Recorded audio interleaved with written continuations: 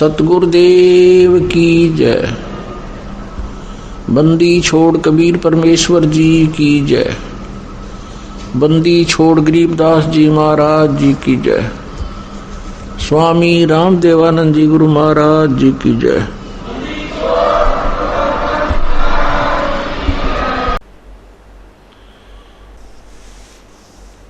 पुण्यात्माओं, भक्ति भी करें तो कैसे करें, किसकी करें, कौन परमात्मा है और किस साधना से हमारा मोक्ष होगा, सबसे पहले ये निर्णय करना होता है।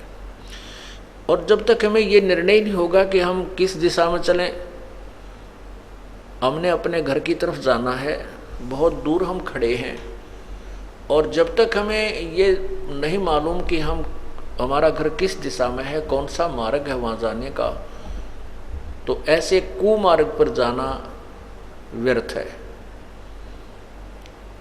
विपरीत दिशा में चाहे हम कितनी स्पीड से चलते रहें, वो दिशा दूर, वो हमारे मंजिल से दूर ही हमें ले जाती रहेगी। शास्त्र विधि को त्याग कर मनमाना आचरण जो हम करते हैं, वो हमारे लिए हानिकारक है, परमात्मा से दूर कर देता है। कैसे कर देता है? जैसे किसी ने तप किया तो राजा बन गया। अब राजा बन जाता है, फिर नहीं मानता भगवान को, बस वो तो इतना तो मानता है कि तब मंदिर आ गया, न्यों कर लिया। कभी गया तो लोग दिखावा 10-5 हज़ार रुपये दे दिए, कोई ज़मीन दे दी मंदिर के नाम पे, उसी तरह के। लेकिन कोई नो कहे तो गुरु बना ले और भक्ति कर और बुराई मत कर, माया जोड़नी छोड़ दे, दुनिया को तंग ना कर, टैक्स अधिक मत लगा, और ये बकवाद करनी छोड़ दे, घुटी छुट्टी लानी छोड़ दे, ये नहीं छूट सकती।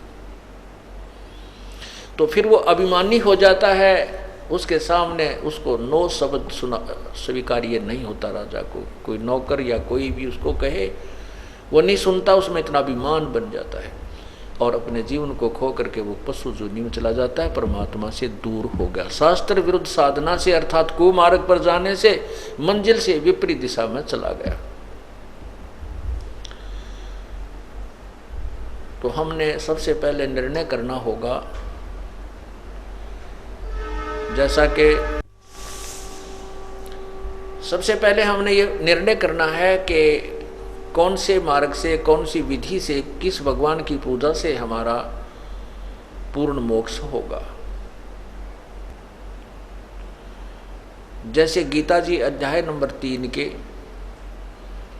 और श्लोक 10 से लेकर 15 तक यज्ञों के विषय में बताया है, और फिर उन्हीं यज्ञों का वर्णन करते हुए चौथे अध्याय के 25 से लेकर 34 श्लोक तक बताया है। 33वें श्लोक में कहा है कि दर्व यज्ञ से ज्ञान यज्ञ अति श्रेष्ठ है। दर्व यज्ञ होता है जो धन से होने वाला अनुष्ठान होता है, जैसे हवन है, घी मोल लाना, धार्मिक जैसे भंडारा है, धर्म यज्ञ है, ये भी पैसे से होती है। कहते हैं दर्व यज्ञ से ज्ञान यज्ञ श्रेष्ठ है, और ज्ञान यज्ञ से फिर सभी कर्म समाप्त हो जाते हैं, क्योंकि ज्ञान का अर्थ है। तो उसी के बारे में चौथे अध्याय के 34वें श्लोक में कहा है कि उस ज्ञान को, उस तत्व ज्ञान को, जो चौथे अध्याय के 25 से लेकर 31 तक वर्णन किया है काल ने, कि कोई ऐसे साधना करता है, कोई इसको श्रेष्ठ मानता है, कोई तप को श्रेष्ठ मानता है, कोई अन्य जप को श्रेष्ठ मानता है। तो चौथे अध्याय के 32वें श्लोक में कहा है कि उस भिन्न भिन्न प्रकार के यज्ञों अर्थात अनुष्ठान, भक्ति विधि के विषय में पूर्ण परमात्मा के मुख्य ज्ञान माने तत्व ज्ञान में, और वो ज्ञान परमात्मा के मुखारविंद से ही उच्चारण किया गया है, तो परमात्मा ने ही वो बोला है। उसमें बहुत प्रकार से परमात्मा की विधि विस्तार से लिखी है, और उसी के विषय में चौथे अध्याय के 33वें श्लोक में लिखा है कि ज्ञान यज्ञ से, दर्व यज्ञ से ज्ञान यज्ञ अति श्रेष्ठ, ज़्यादा श्रेष्ठ है, क्योंकि ज्ञान यज्ञ से ज्ञान यज्ञ जो आपको सत्संग सुनाया जा रहा है, ये ज्ञान यज्ञ होता है। इस ज्ञान यज्ञ से ये पता चल जाता है कि कौन परमात्मा पूजा के योग्य है और कौन नहीं है। किस परमात्मा की पूजा से ये प्राणी पूर्ण मोक्ष प्राप्त करता है, किस परमात्मा की प्राणी साधना से ये मुक्ति प्राप्त नहीं करता। अब देखिएगा पवित्र गीता जी, श्रीमद् भगवत गीता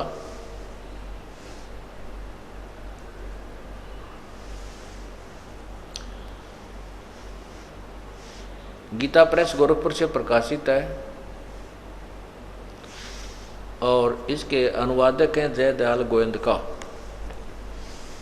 ये देखिएगा अध्याय नंबर 4 श्लोक 25 से देखते हैं। दूसरे योगीजन देवताओं के पूजन रूप यज्ञ का ही भली भांति अनुष्ठान किया करते हैं। अन्य योगीजन साधक परब्रह्म, ये है ब्रह्म अग्नो, ये परब्रह्म नहीं है, ब्रह्म ही समझो, ब्रह्म परमात्म रूप अग्नि में यज्ञेन अभेद दर्शन रूप यज्ञों के द्वारा ही आत्म रूप यज्ञ का हवन किया करते हैं। ये देखिए 26 में, अन्य योगीजन श्रोत्र आदि समस्त इंद्रियों को संयम रूप अग्नि में हवन किया करते हैं। दूसरे योगीजन शब्द आदि ये जैसे समस्त विषयों को इंद्रिय स्वरूप रूप अग्नि में हवन किया करते हैं। अब ये क्या बता रहे हैं कि दूसरे, ये 28 देखिएगा,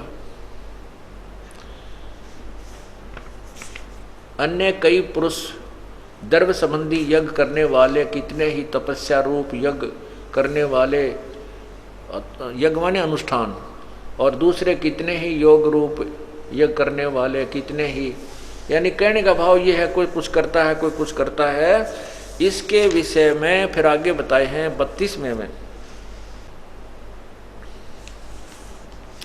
इसी को यहाँ फाइनल कर दिया है कि इस प्रकार और भी बहुत तरह के यज्ञ वेद की, ये देखो इन्होंने कितनी नालायकी की है, अनुवाद करने में कितना गपड़ चौथ की है, गपला किया है।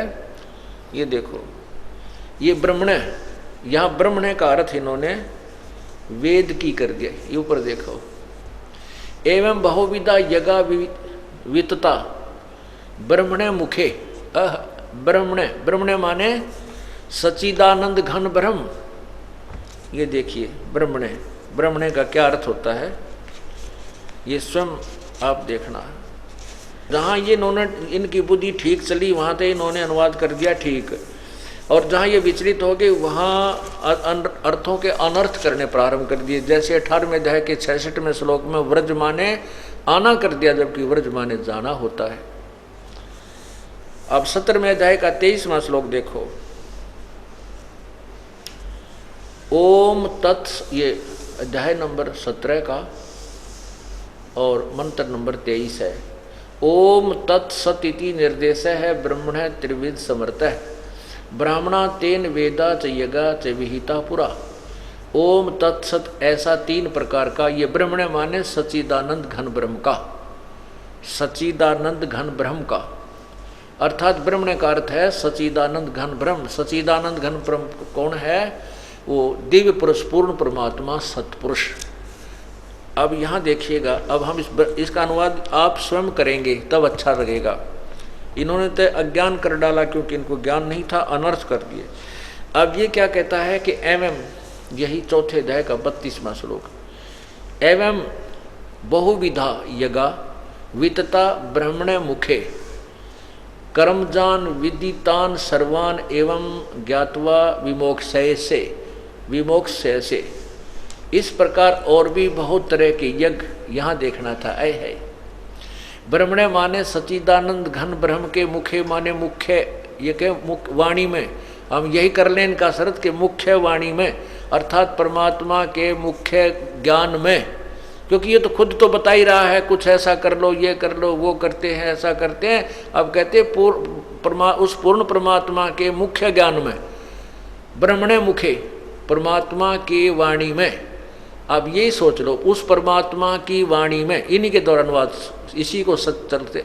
ब्रह्मणे माने सच्चिदानंद घन की वाणी में अर्थात उस पूर्ण परमात्मा के द्वारा दिए गए सवसम वेद में, उनके द्वारा उच्चारित उस उनके मुख कमल से उच्चारित उस ज्ञान में, तत्व ज्ञान में नाना प्रकार भिन्न भिन्न प्रकार से बहुत से तरीके, मतलब यथार्थ तरीका उस परमात्मा अर्थात उस तत्व ज्ञान में भेद दिया हुआ। ये देखिए,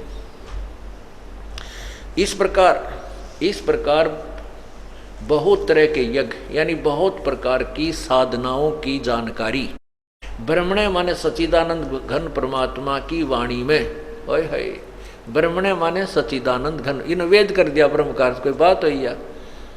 अच्छा, विस्तार से कहे गए हैं, ओए है। फिर कहा है कि कर्म जान, मन इंद्री और शारीरिक क्रियाएं द्वारा संपन्न होने वाले, ये है कर्म जान, कर्म से यानी कर्म योग से होते हैं। जैसे एक संन्यास योग होता है, एक कर्म योग होता है, तो संन्यास योग से कर्म योग ज़्यादा अच्छा माना है। कर्म योग माने काम करते करते, अपना हठ योग ना करके, एक स्थान पर ना बैठ करके काम करते करते कर्म से, जैसे आप भक्ति भी करते हो, अपना घर का काम भी करते हो और फिर यहाँ धर्म भी करते हो, सेवा भी करते हो, तो कहते हैं ऐसा जो कर्मों से काम करते करते यानी कर्म योग से जो काम होता है, साधना होती है, वो वर्णित की गई है उस तत्व ज्ञान में अर्थात उस पूर्ण परमात्मा के मुख्य ज्ञान में, उस अमर वाणी में। ये देखिए, गीता ज्ञानदाता कह रहा है ये है कर्म जान, यानी कर्म योग से, कर्म करते हुए साधना होने वाले हैं वो साधनाएं। जान, विद माने जान, इस प्रकार तत्व से जानकर उनके अनुष्ठान द्वारा कर्म बंधन से सर्वथा मुक्त हो जाएगा। ये तो होया 32वां श्लोक। अब 33वें में कहा है, हे परंतम अर्जुन, ये देखिएगा, ये अध्याय 4 का श्लोक 33 है। हे परंतम अर्जुन, दर्व में यज्ञ की अपेक्षा ज्ञान यज्ञ अत्यंत श्रेष्ठ है। आगे देखो, यावन मात्र संपूर्ण कर्म ज्ञान में समाप्त हो जाते हैं। अब ये 34वां जो अध्याय है, 34वां श्लोक है चौथे अध्याय का, इसमें कहा है कि उस जो चौथे अध्याय के 32वें श्लोक में आपको बताया है कि उस पूर्ण परमात्मा के मुख्य ज्ञान में, उसकी वाणी में उस परमात्मा की विशेष विधि लिखी है वो तत्व ज्ञान में। तो कहते उस तत्व ज्ञान को तू तत्वदर्शी संतों को जाकर से समझ, उनसे सुन। अब चौथे अध्याय का 34वां श्लोक निर्णय दे रहा है। ये देखिएगा, अध्याय नंबर 4 और यहां देखिएगा ये 34वां श्लोक। उस ज्ञान को जो चौथे अध्याय के 32वें श्लोक में बताया, उस ज्ञान को तू तत्वदर्शी ज्ञानियों के पास जाकर समझ, उनको भली भांति दंडोत प्रणाम करने से, उनकी सेवा करने से और कपट छोड़कर सरलता पूर्वक प्रश्न करने से वे परमात्म तत्व को भली भांति जानने वाले ज्ञानी महात्मा तुझे तत्व ज्ञान का उपदेश करेंगे। अब ये पवित्र गीता जी आपके उंगलियां पर रट्टी जाएगी कुछ दिनों में, अगर आप ये हमारे लेक्चर अटेंड कर लोगे, ये सत्संग अटेंड कर लिए तो आपके उंगलियों पर रटा दूंगा इनको। और यहाँ का चाहे कोई ब्रह्मा भी आ जाए, विष्णु में भी आपके सामने आ जाना, वो भी नतमस्तक होकर जाएगा हमारे छोटे से बच्चे के सामने। उनको भी ज्ञान नहीं है इस बार इस परमात्मा की तत्व ज्ञान का।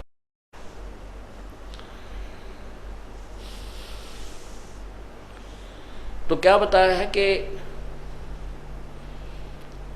ज्ञान जो है, इस ज्ञान से फिर हमें निर्णय होगा कि कौन परमात्मा है, किस परमात्मा की भक्ति करने से हमें मोक्ष होगा, क्योंकि हमने मोक्ष प्राप्ति करनी है।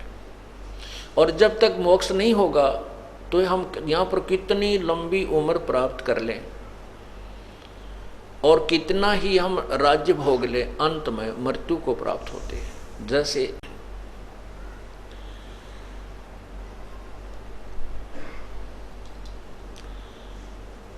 आपने शब्द सुनते हैं, मन तो बस रे सुख के सागर, जहां शब्द सिंधु रत्नागर। ओहो, मन रे तू बस रे सुख के सागर, जहां शब्द सिंधु रत्नागर। शब्द सुख का सागर किसे कहते हैं?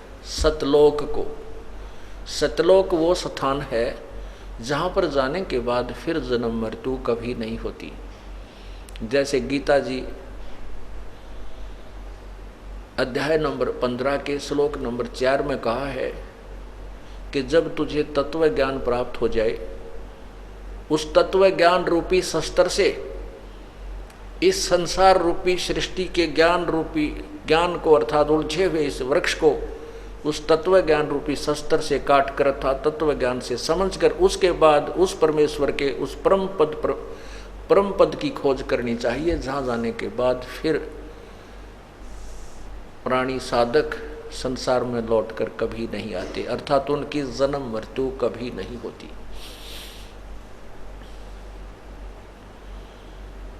और गीता ज्ञानदाता कहता है कि जिस परमेश्वर से सारी सृष्टि रची गई है, जिसने सब ब्रह्मांडों की रचना की है, अर्थात जिसने उल्टे लटके संसार रूपी वृक्ष की जो है ना विस्तार किया है, जिसने उसकी रचना की है, और मैं भी, गीता ज्ञानदाता कहता, मैं भी उसी की शरण हूँ और पूरे निश्चय के साथ उसी की पूजा करनी चाहिए।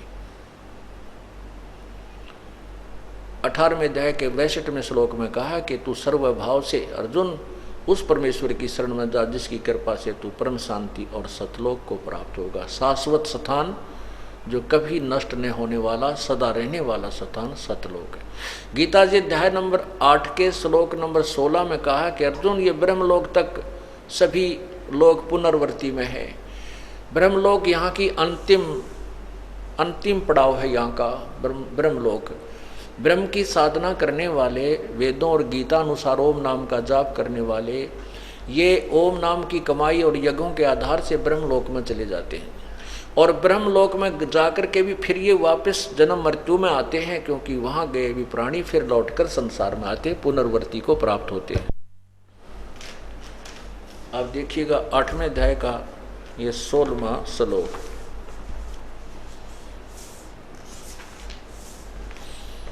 ये देखिए पवित्र गीता जी,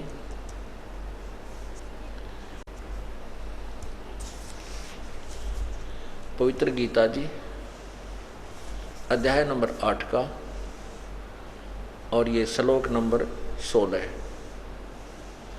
हे अर्जुन, ब्रह्मलोक पर्यंत सब लोक पुनर्वर्ती में है, परंतु हे कुंती पुत्र, मुझको प्राप्त होकर पुनर्जन्म को प्राप्त नहीं होता। ये यहाँ इन्होंने गलत अनुवाद किया। ये देखिए यहाँ से, अब्रह्मभुनात् लोका पुनर्वर्तिन अर्जुन माम उपेत तु कौन्ते पुनर्जन्म न विद्यते। अब यहाँ इन्होंने क्या अनुवाद किया है कि मुझे प्राप्त होकर जन्म नहीं होते, नहीं। इसका अर्थ है कि माँ जिनको ये ज्ञान नहीं कि ब्रह्मलोक तक भी पुनर्वर्ती में है, वो मेरे वाली साधना करते हैं। वो मेरी साधना करने वाले भी जिनको ये ज्ञान नहीं है, वो मुझे प्राप्त होकर भी वो पुनर्जन्म में रहते हैं। क्योंकि अगर यहाँ इसका ये अनुवाद किया जाए कि उनका पुनर्जन्म नहीं होता, तो वो श्लोक गीता जी के व्यर्थ हो जाते हैं। 4थे अध्याय के 5वें श्लोक में कहा है कि अर्जुन, तेरे और मेरे बहुत से जन्म हो चुके हैं, तू नहीं जानता, मैं जानता हूं। और गीता जी के अध्याय नंबर 2 के 12 श्लोक 12 में कहा है कि अर्जुन, ऐसा नहीं है कि सैनिक और तू और मैं आज ही जन्मे हैं, पहले भी जन्म हुआ, आगे भी होगा, और ये ना सोच कि हम वर्तमान में ही हैं। अर्थात ये गीता ज्ञानदाता स्वयं कहता है कि हम, मैं और तू तो जन्म मृत्यु में। इसलिए 18वें अध्याय के 62वें श्लोक में कहा कि अगर तूने पूर्ण मोक्ष चाहिए तो उस परमात्मा की शरण में जा, उसकी कृपा से तो परम शांति और शाश्वत स्थान यानी सतलोक को प्राप्त होगा। तो हम यहाँ पर इतना ही लें कि ब्रह्मलोक तक भी यहाँ नाश सभी जन्म मृत्यु और पुनर्जन्म में आते हैं। तो क्या बताते हैं, और जन्म मृत्यु है तो सुख नाम की चीज प्राणी को नहीं है। यहाँ पर हम सुख मानते हैं, जैसे निर्धन मानता है कि धनवान बहुत सुखी होता है,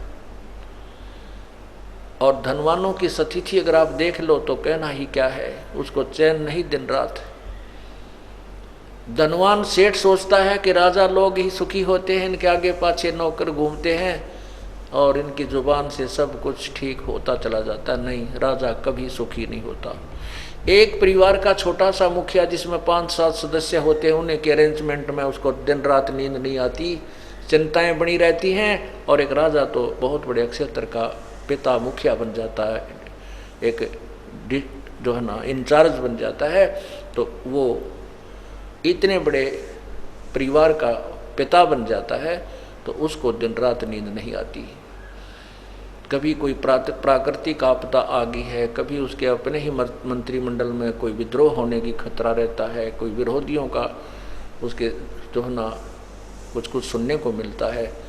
हाँ ठीक है, वो शाम ने घुट्टी ला के पड़ गया है, तड़के सलूट मारने खड़े पाँव हैं, इसलिए वो ऐसा लगता है कि राजा बहुत सुखी होगा। नहीं, राजा को सपने में भी सुख नहीं होता। राजा सोचता है कि स्वर्ग के देवता सुखी होंगे, देवता सोचते हैं इंद्र को ही सुख होगा।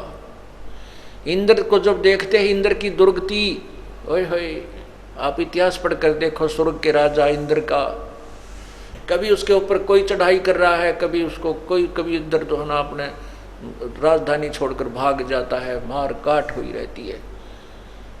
इंद्र सोचता है ब्रह्मा विष्णु महेश ही सुखी होंगे, ब्रह्मा विष्णु महेश को सौंपने में भी सुख नहीं है। पुण्यात्माओं, ये जो आपको ज्ञान सुनाया जाता है ये तत्व ज्ञान है, और इसमें ये सत्य समझना। आपको दिखाता हूँ विष्णु पुराण में, विष्णु जी विष्णु पुराण में कहते हैं कि मुझे तो सौंपन में भी सुख नहीं है।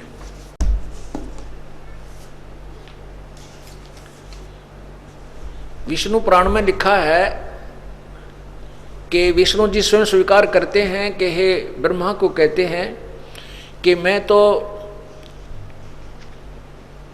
राक्षसों के मारने में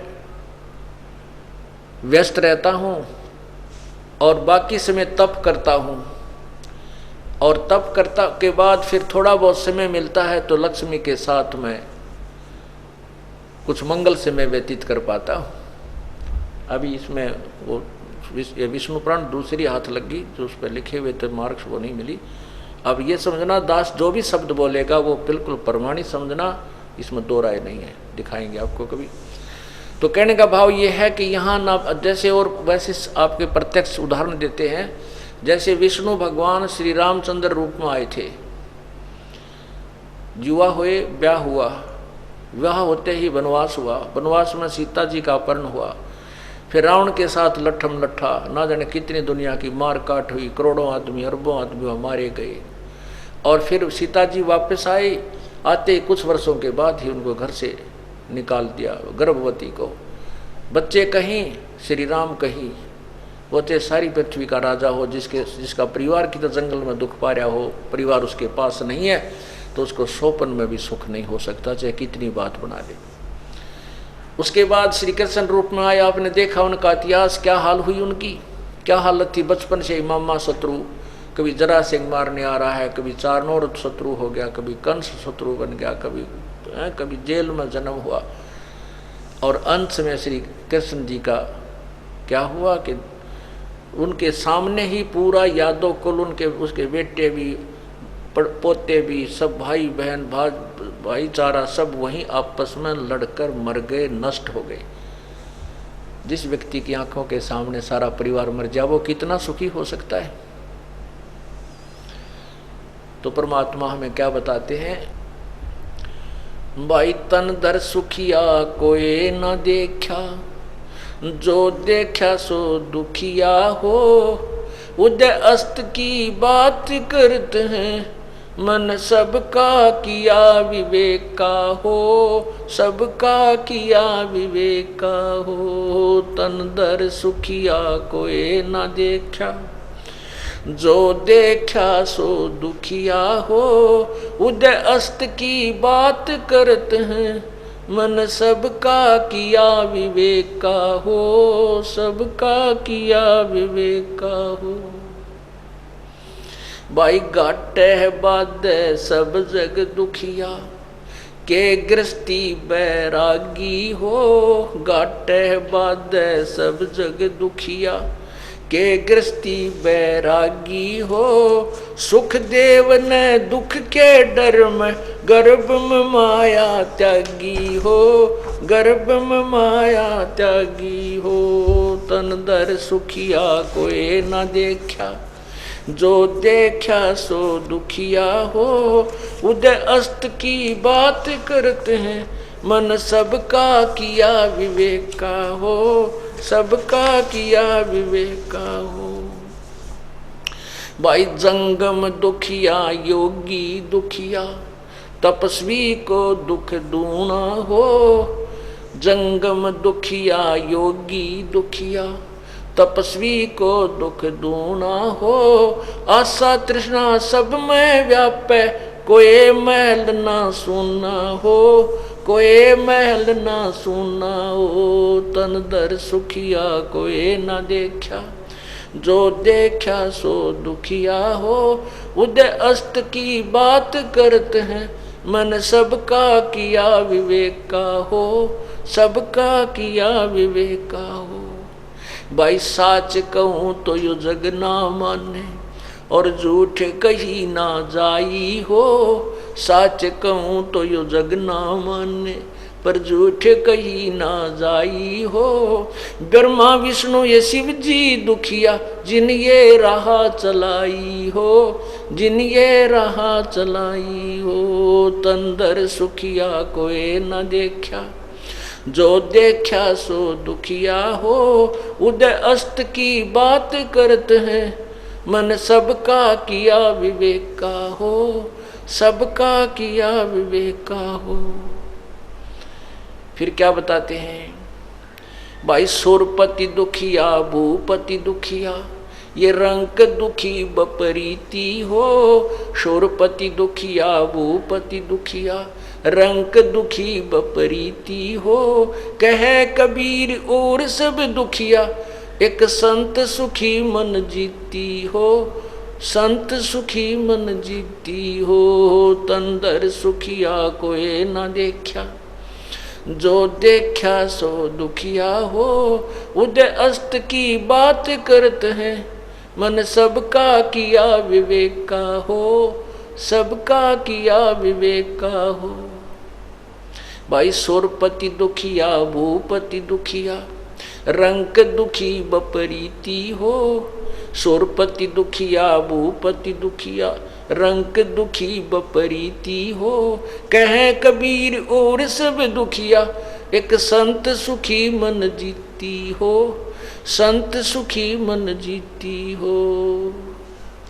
तंदर सुखिया कोई न देखा, जो देखा सो दुखिया हो। उदय अस्त की बात करते हैं, मन सबका किया विवेक का हो, सबका किया विवेक का हो। सत साहेब अब क्या बता रहे हैं, परमात्मा कहते मैंने तो इस 21 ब्रह्मांड में कोई व्यक्ति, कोई भी प्राणी जिसने शरीर धारण किया हुआ, हमने तो कोई सुखी देखा नहीं। परमात्मा कहते हैं ब्रह्मांड 21 आग लगी है, और ये कृत्रिमबाजी सभी ठगी है। 21 के 21 ब्रह्मांड में आग लगी हुई है, ऐसा बुरा हाल है। ऊपर देवताओं की पढ़ लो कहानी पुराणों के अंदर, देवताओं राक्षसों के लट्ठम लट्ठा, ऋषियों की आपस में खेचा ताणी, वो उसको श्राप दे रहा है, वो उसको श्राप दे रहा है, और पता ना कितनी मार काट, बुरा हाल है भगवान। परमात्मा कहते हैं साच कहूँ तो जग नहीं मानता, क्योंकि ब्रह्मा विष्णु महेश के बारे में आज से 500-600 साल पहले कोई सुनने को तैयार नहीं था। और परमात्मा उस समय भी इसी ज्ञान का डंडोरा पीटा करते थे, जो दास उन्हीं के द्वारा दिए हुए ज्ञान का आज आपके समक्ष डंडोरा पीट रहा है, उसको उजागर कर रहा है।